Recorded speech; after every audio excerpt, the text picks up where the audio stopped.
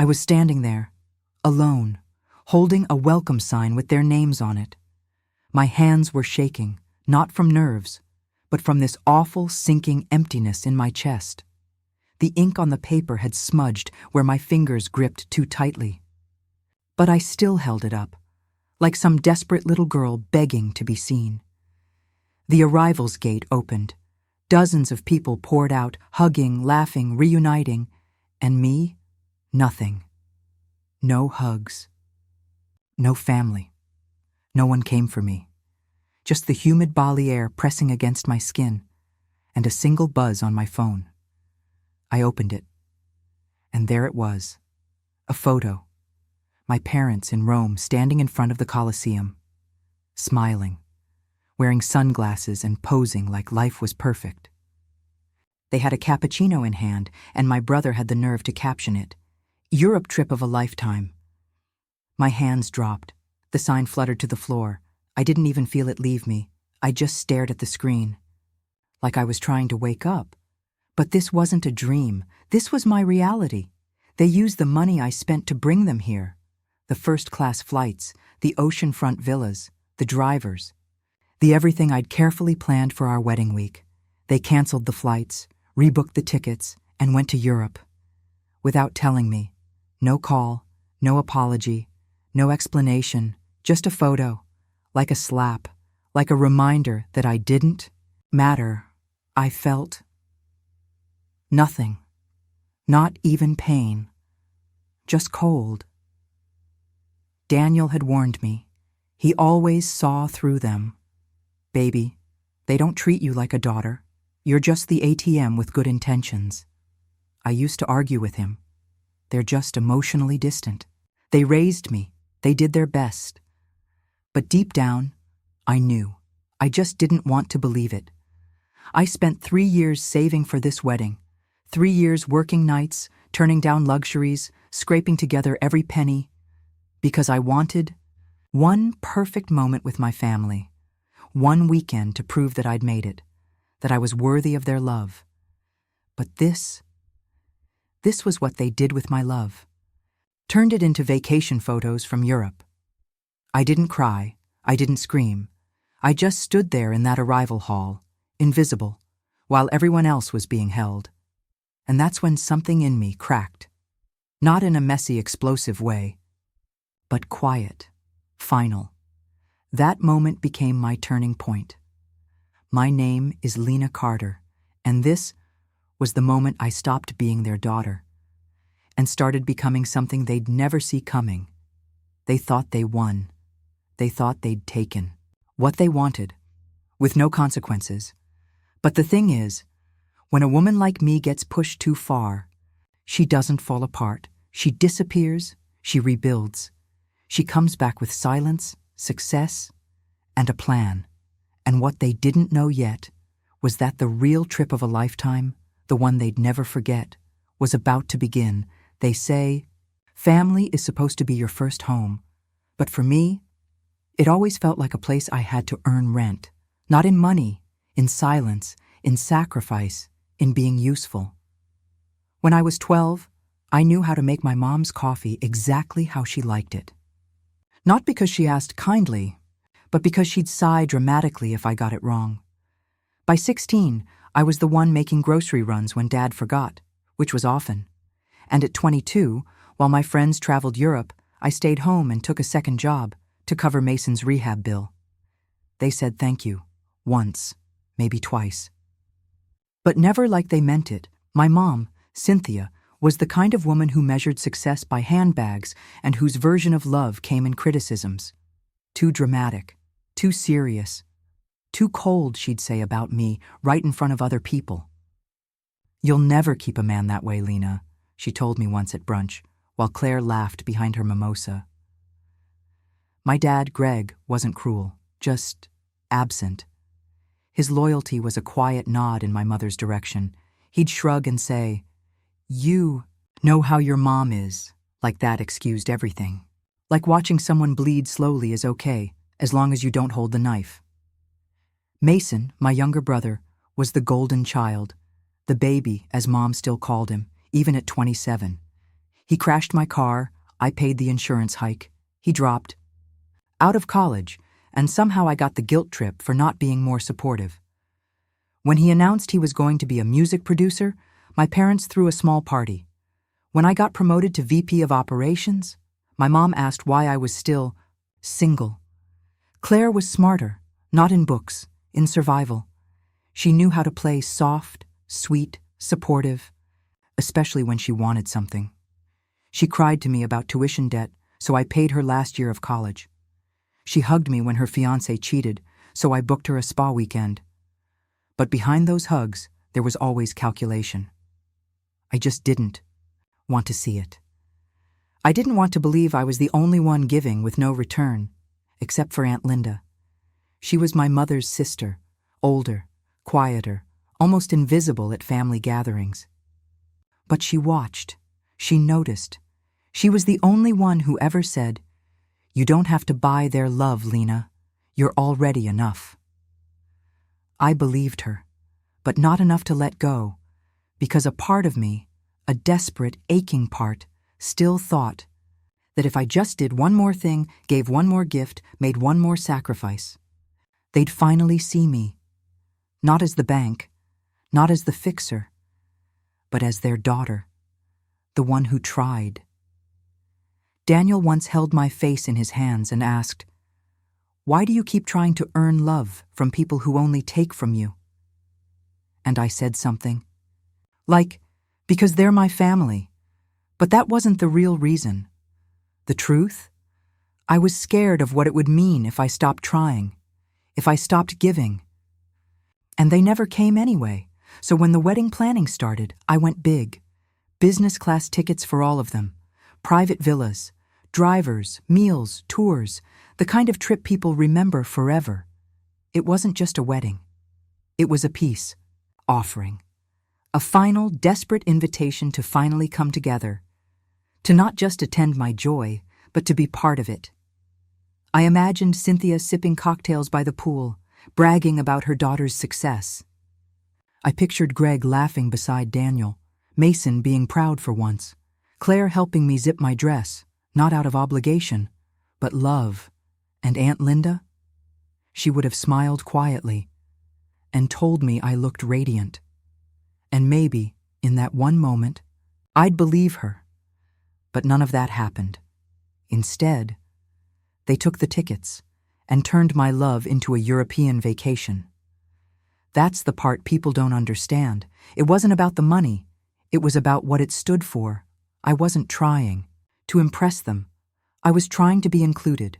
And when they walked away, when they smiled from Rome, they didn't just abandon a flight, they abandoned me, so I stopped asking them to show up. And I started writing a new list, not of guests, of people who had truly shown up for me when I had nothing to give. I didn't need my wedding to be a performance. I needed it to be real. And this time, it would be. But not before they saw what it looked like. To be left out. There's a special kind of silence that follows betrayal. Not the loud kind that crashes like thunder, but the quiet one, where your heart holds its breath, waiting for a truth you already know to be confirmed. That's the silence I was living in. Daniel sat across from me at the villa's patio table. The breeze was gentle, the ocean beautiful, but I felt nothing. He reached for my hand and said softly, "You don't need them to get married. You need truth." And I knew he was right. But to move forward, I had to understand what really happened, because this didn't feel like a last-minute change. This felt orchestrated. So I called the airline, told them I was trying to reissue tickets for my family. The woman on the line, polite but distant, asked for my booking number. I gave it to her. There was a pause. Then she said, "Actually, Miss Carter, those tickets were canceled 2 weeks ago." My breath caught. Wait. Canceled? By who? Another pause. The cancellation came from your end, same card, same email, but the destination was changed. Europe itinerary was added. Rome, Paris, Barcelona. I blinked. Can you confirm the passengers? I asked. She read them one by one. Cynthia, Carter, Greg Carter, Claire Carter, Mason Carter. I wanted to throw up, not just because of what I heard, but because they didn't even try to hide it. They used my name, my card, my kindness, and they turned it into their own luxury tour. Daniel leaned in. You didn't just give them a wedding trip, he said. You gave them a gift they never deserved, and they knew that. I didn't respond. I just opened Instagram, and there it was. Claire tagging herself at a rooftop spa in Paris, captioned, Healing, finally, on self-care queen Mason. Was in Barcelona, holding a sangria, posting about soul-searching. What soul? What care? I kept scrolling, and then I saw it, a selfie of Claire and Ryan, her boyfriend, in front of a luxury store. His caption said, Thanks, Lena, for the Euro trip. Hashtagged, She doesn't know. Daniel saw it over my shoulder. His jaw tightened, but all he said was, You do now. It should have broken me. But oddly, it clarified things. Because now I didn't just feel abandoned. I felt robbed, and then Elise, my wedding planner, called me over. She looked concerned. I was checking the guest manifests for villa arrivals, she said, tapping her iPad. There's something strange. Linda Carter never checked in at the resort or on the flight. I frowned. Aunt Linda was the one person I trusted to come, the one I knew wouldn't betray me. I dialed her number with trembling fingers. She picked up on the second ring. Her voice cracked the moment she said my name. Lena. I'm so sorry. I didn't agree to it. When I said it was wrong, they locked me out of the group chat. I didn't even know they went through with it, until I saw Claire's posts. I swallowed hard. You didn't go? I asked. Of course not, she whispered. I was never given the rebooking. They cut me out. They didn't want a witness. And that's when it hit me. This wasn't spontaneous. This wasn't emotional. This was a plan. They took the tickets, split the money, rebooked the entire trip, and the only reason they left Linda behind was because she still had a conscience, $30,000. That was what my love had cost. They used my wedding as a smokescreen for a European escape. They smiled in Rome while I stood in Bali, alone. I hung up with Linda and just sat there, staring at the sea, listening to the waves. Then Daniel said something I'll never forget. He leaned in and said, You know what the opposite of love is? I didn't answer. He said, It's not hate, it's indifference. And they've been indifferent to you your whole life. And suddenly everything made sense. They didn't come because they didn't care. They didn't steal because they were desperate. They did it because they could, because they knew I wouldn't fight back. Because I always forgave, always covered the bill, always showed up, but they were wrong about one thing. This time, I wouldn't cry. I wouldn't call. I wouldn't chase. I would move forward and let them feel exactly what they'd given me. Silence. But before I closed the chapter, I had one last thing to do. Sometimes the most powerful revenge is silence. Not because it's weak, but because it listens, it watches, and it waits. And when it strikes, it doesn't need to scream. That's where I was. Not broken. Not angry, just focused. I didn't cry anymore. I felt something sharper, a kind of stillness. The kind you only feel after betrayal has drained the last drop of hope and left behind nothing but clarity. So I made a call. Mira picked up on the second ring. She's been my friend since college, and thankfully, a damn good attorney. Her voice was direct, no nonsense. Lena, what happened? I told her everything. The canceled flights, the rerouted bookings, the stolen card usage, the photos from Rome. And when I finished, she was quiet for a moment. Then she said, You want them cut off? I nodded, even though she couldn't see me. Done. We'll start by freezing the cards and issuing fraud notices. Since they used your name and financials, this is identity misuse. Textbook. Mira didn't ask for more. She just got to work. Within 24 hours, every transaction related to that Europe trip was flagged. The bookings were reversed. Luxury. Hotel stays, canceled. Prepaid dinners, disputed.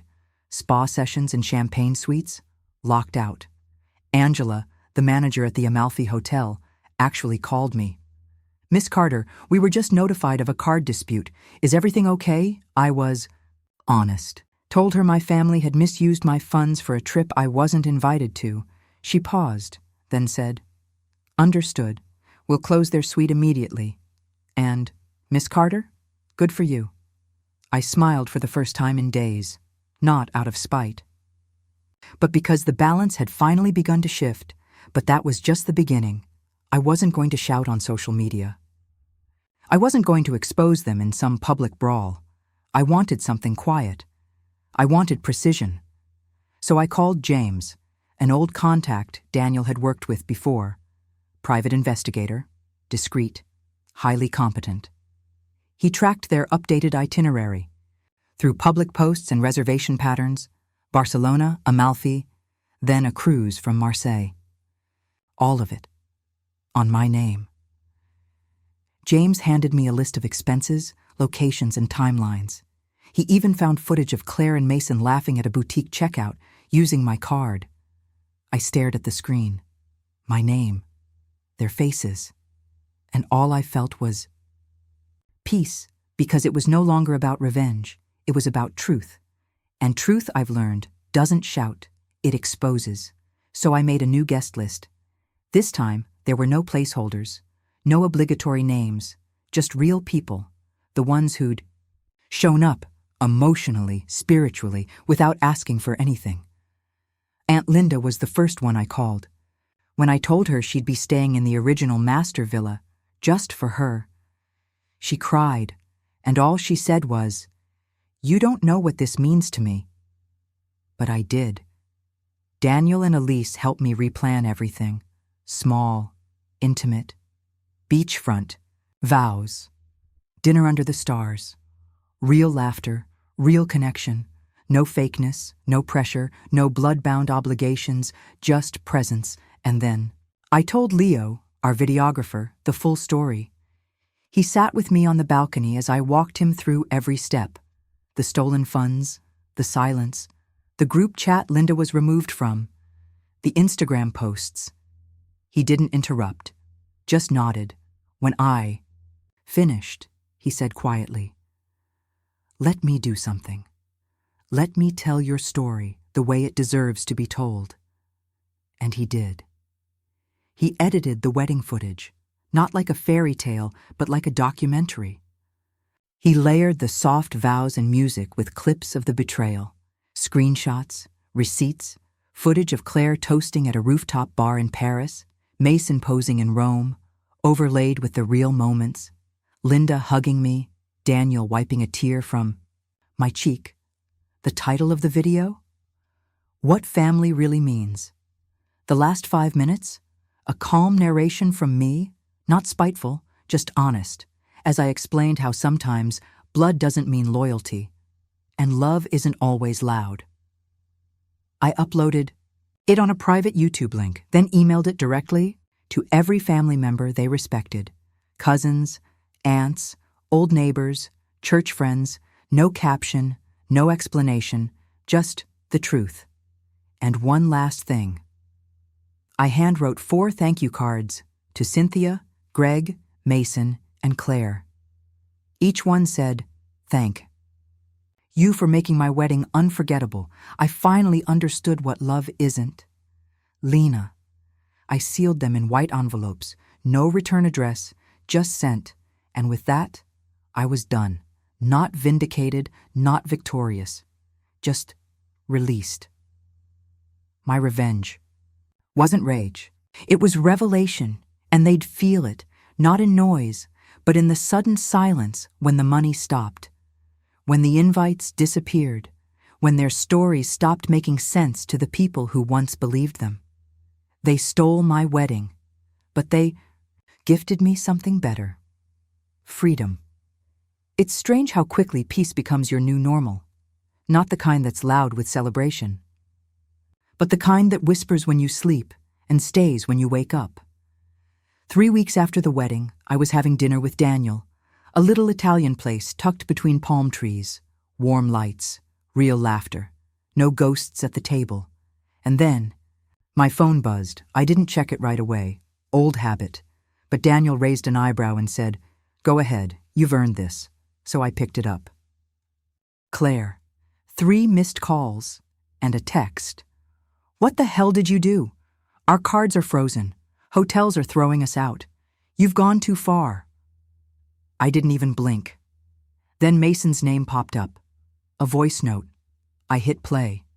His voice was shakier than I'd ever heard. "Lena, they're talking about pressing charges. They said it's fraud. You need to fix this, please." That word, please, I'd waited my whole life to hear it from him. And now it was too late. Another buzz. "Mom," a long, gaslighting message. "How could you humiliate us like this, after everything we've done for you? We're your family." I stared at those words, and for the first time, I didn't feel anger. Just a kind of tragic clarity. I typed one sentence, just one. "Family shows up." Then I blocked them. All of them. Not out of spite, but to protect the peace they never gave me.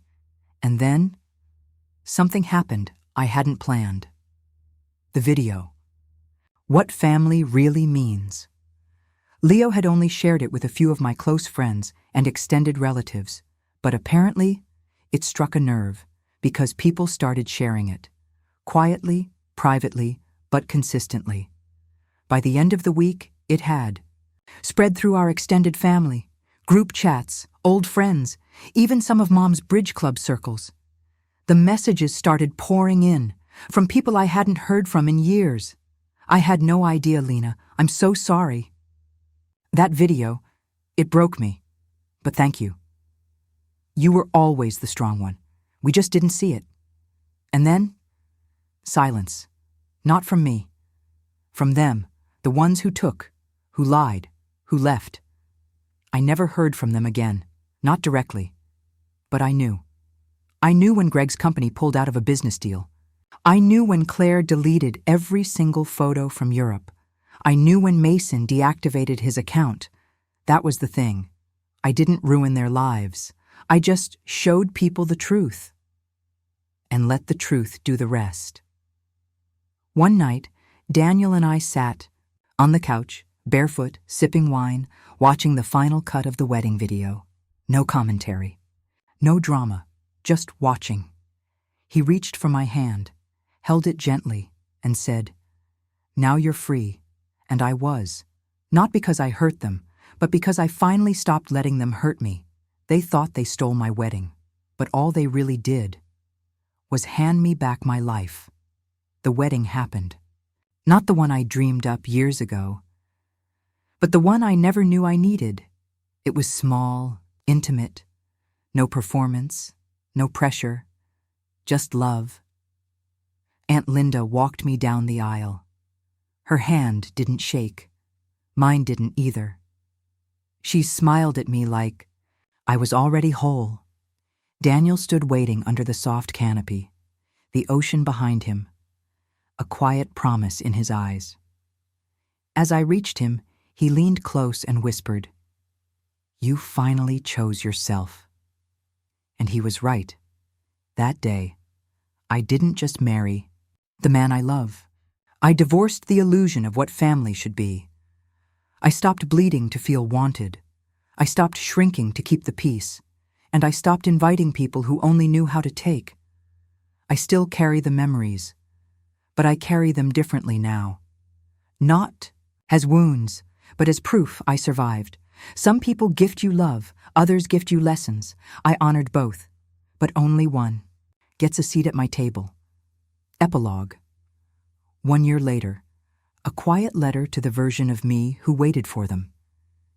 It's been a year, 12 months, 365 mornings where I woke up and didn't wonder if they'd finally call.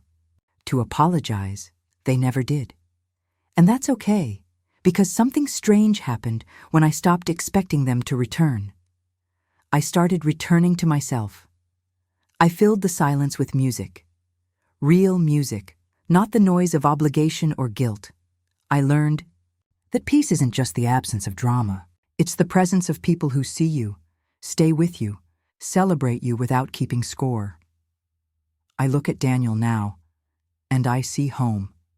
Not a house, not a family name, but safety. Real, anchored safety. Linda visits often. She brings flowers even. When it's not a holiday, she still calls me her girl, and I let her. Because she earned that place. Sometimes I wonder if they ever regret it. Not losing the money, but losing me. But I don't stay in that thought long, because my life now isn't built around their absence. It's built on the people who chose to stay, who never needed to be paid, to love me.